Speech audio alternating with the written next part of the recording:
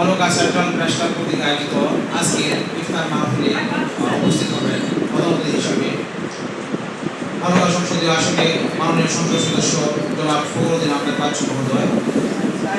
উনি অলরেডি এসে গেছেন এবং আপনারা আসছেন। আমি সবাইকে স্বাগত জানাচ্ছি।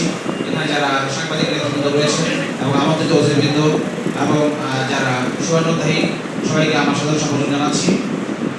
মায়ের রমজানের শেষ অংশে আমরা ইফতার মাহফিলে একত্রিত হয়েছি এবং নতুন করে বালুকা সেন্ট্রাল প্রেস ক্লাবের যাত্রা শুরু হয়েছে। আমরা এই প্রেস ক্লাবের সর্বাঙ্গীন সফলতা কামনা করি।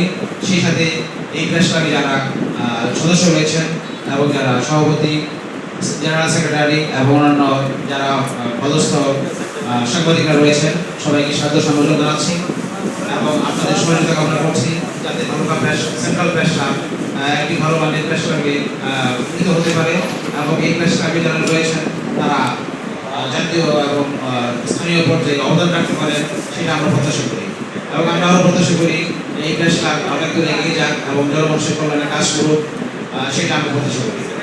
এবং মাননীয় সংসদ সদস্য জনাব ফখরুদ্দিন আহমেদ বাচ্চু ওনার আমরা দীর্ঘায়ু কামনা করি এবং উনি যেন দায়িত্ব নিয়ে এই এলাকার যাবতীয় উন্নয়ন কার্যক্রম সঠিকভাবে এবং সুন্দরভাবে পরিচালনা করতে পারবেন সেই লক্ষ্যে আমরা সৃষ্টিকর্তার কাছে প্রার্থনা করি।